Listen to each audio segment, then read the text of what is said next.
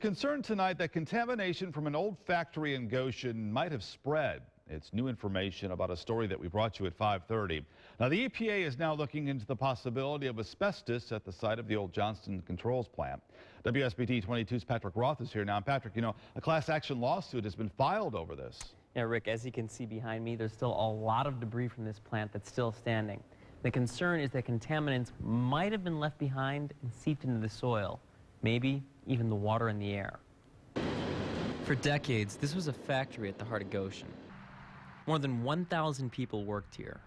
And now, this is all that's left.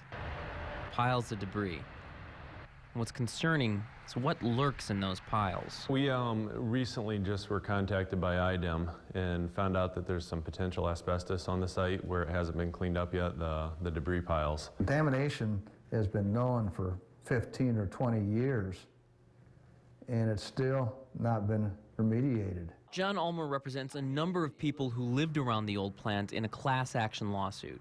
He says several of his clients have suffered from a number of health problems, including cancer.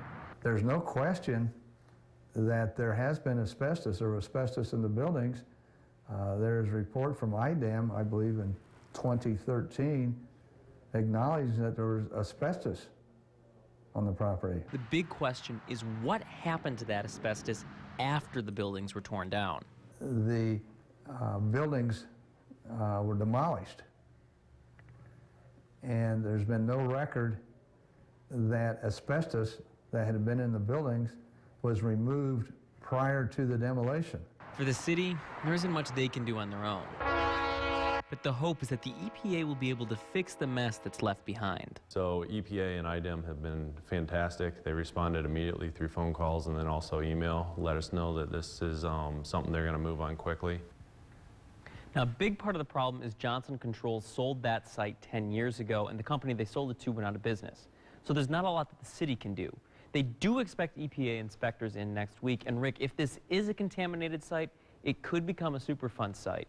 The hope is then it would be cleaned up by the early summer. Patrick, thank you. New at 11.